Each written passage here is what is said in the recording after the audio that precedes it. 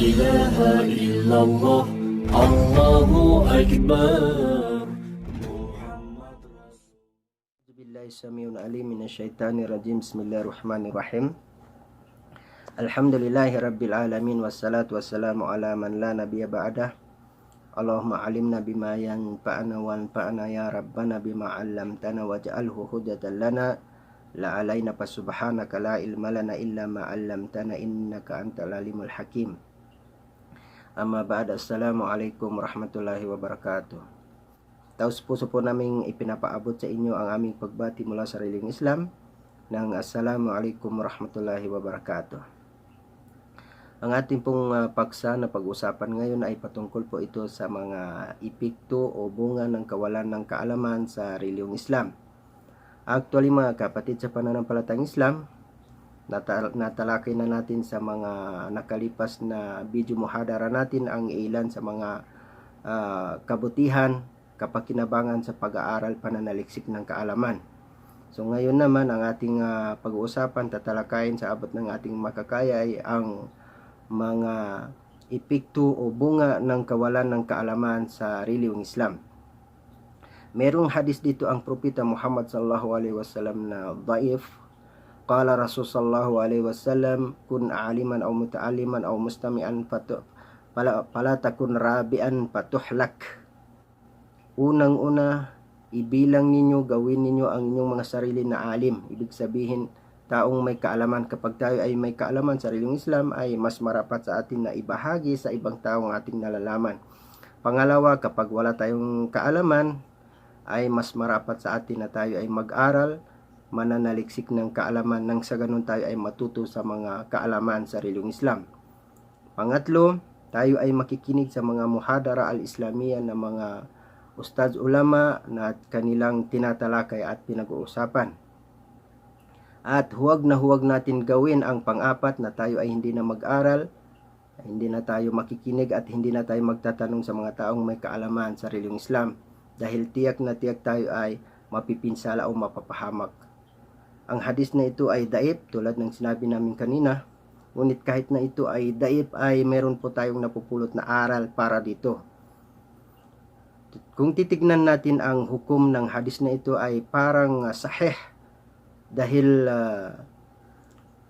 totoo naman na kapag tayo ay walang kaalaman, kahit konti man lang sa mga panuntunan ng reliyong Islam, ay tiyak na tiyak, sigurado na tayo ay mapapahamak, mapipinsala. Dahil may dalawang epekto o bunga ang kawalan ng kaalaman sa reliyong Islam. Unang-una mga kapatid sa pananampalatayang Islam, kapag tayo ay wala man lang kaalaman sa reliyong Islam, kahit konti man lang, malamang hindi natin maitaguyod, maisagawa ang lahat-lahat ng mga panuntunan ng reliyong Islam. Hindi natin masamba ang Allah subhanahu wa ta'ala dahil wala po tayong kaalaman. Wala tayong kaalam-alam sa mga alituntunin ng reliyong Islam na ibinabase sa banal na Quran at sa sunnah ng propeta Muhammad sallallahu alaihi wasallam, ang hadis na sahih. So, kapag hindi natin maitaguyod, maisagawa ang ibada dahil sa kawalan ng kaalaman, ay sigurado po na tayo ay mapapahamak, mapipinsala. Dahil tayo ay paparusahan ng Allah subhanahu wa ta'ala kapag hindi natin siya nasamba. Pangalawa, na epekto o bunga ng kawalan ng kaalaman sa reliyong Islam, kahit na tayo ay magpursigi na magsikap na maitaguyod natin, maisagawa natin ang lahat-lahat ng mga panuntunan ng reliyong Islam, ang pagsamba sa Allah subhanahu wa ta'ala, kung wala naman tayong kaalaman, sapat na kaalaman sa mga panuntunan ng reliyong Islam na alam natin na ibinabase sa banal na Quran at sa hadis ng propeta Muhammad sallallahu alaihi wasallam, ang lahat-lahat ng ating mga ibadah. So, kapag tayo ay nagsikap, nagpursigi na sumamba sa Allah subhanahu wa ta'ala, kahit na wala tayong kaalaman, ay tiyak na tiyak ay mahahaluan ng gawaing bid'ah, o di kaya ang karamihan ng ating ibada ay mapabilang sa mga gawaing bid'ah. Dahil bakit natin ito nasasabi? Dahil syempre alam natin na lahat ng mga gawaing ibada na sahih ay ibinabase lamang sa banal na Quran at sa hadis ng Propeta Muhammad sallallahu alaihi wasallam na sahih. So kapag wala tayong kaalam-alam sa Quran at sa hadis ng Propeta Muhammad sallallahu alaihi wasallam, tiyak na kahit na may taguyod natin, may sagawa natin ang ibada, tiyak na tiyak ito ay wala sa tamang katuruan. Tiyak na tiyak tayo ay mapabilang sa mga bid'ah, gawaing bid'ah, o di kaya tayo, kung hindi man tayo mapabilang sa mga ahlul bid'ah, ay mapabilang tayo sa mga taong ligaw. Iba ang kanilang pananampalataya. Tulad ng mga iba diyan na iba ang kanilang paniniwala, sinasamba nila ang Allah Subhanahu wa Ta'ala, ang Panginoong Allah Subhanahu wa Ta'ala, na sang-ayon sa kagustuhan o di kaya ayon sa kung ano man ang nais ng kanilang mga leader.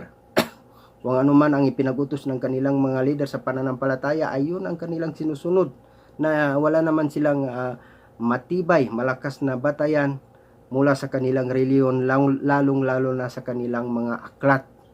So sumasamba na lang sila sa kanilang Panginoon na kung ano ang sang-ayon sa kanilang mga sarili, o di kaya kung ano ang ipinarating sa kanila ng kanilang mga leader, na wala naman itong hindi naman ito sang-ayon sa kanilang reliyon o di kaya sa kanilang mga aklat. So malamang tayo ay mapabilang sa mga tao na ito kung wala tayong sapat na kaalaman sa reliyong Islam. Dahil alam natin ang lahat-lahat ng mga panuntunan sa reliyong Islam ay ibinabase lamang sa banal na Quran at sa hadis ng Propeta Muhammad sallallahu alaihi wasallam. Alam natin na isa lamang ang katotohanan, ang Quran at ang hadis ng Propeta Muhammad sallallahu alaihi wasallam. Mayroon pa isang hadis ang Propeta Muhammad sallallahu alaihi wasallam mula sa kay Ibnu Abbas, an Ibnu Abbas radhiyallahu anhu maqal, qala Rasulullah sallallahu alaihi wasallam, innal ladzi laisa fi jawfihi syai'um minal Quran kal baitil kharib. Ayon sa kay Ibnu Abbas na kinalulugdan siya ng Allah Subhanahu wa Ta'ala, sinabi ni Ibnu Abbas, sabi ng Rasul sallallahu alaihi wasallam, katotohanan sila ng mga taong wala man lang kahit katiting na kaalaman, memorize sa Quran sa kanilang kalooban, ay katulad sila ng bahay na sira. Inihalin tulad ng Propeta Muhammad sallallahu alaihi wasallam ang mga taong wala man lang kahit konting kaalaman sa reliyong Islam, na tulad sila sa mga bahay, tulad sa isang bahay na sira. So makikita natin ang mga tao, mga babae na magaganda o di kaya mga lalaki na magaganda, araw-araw sila ay naliligo, nagsusuot ng mga magagandang damit, sila ay mga pormado, desente, profesional, napakaayos ng kanilang pangangatawan. Subalit ang katotohanan, ang kanilang pagkatao, ang kanilang espiritual na pagkatao ay sira, ayon sa sinabi ng Propeta Muhammad sallallahu alaihi wasallam. Oo, napakaganda nila, napakaayos nila, napakapormado nila sa physical na anyo, pero ang kaloob-looban nila, ang kanilang pagkatao, ayon sa sinabi ng Propeta Muhammad sallallahu alaihi wasallam, ay sira. Bakit ito sinabi ng Propeta Muhammad sallallahu alaihi wasallam? Aanhin mo na ikaw ay napakaganda, napakagwapo, napakagandang katawan, malusog na pangangatawan, araw-araw naliligo, napakagandang suot, formado, desente.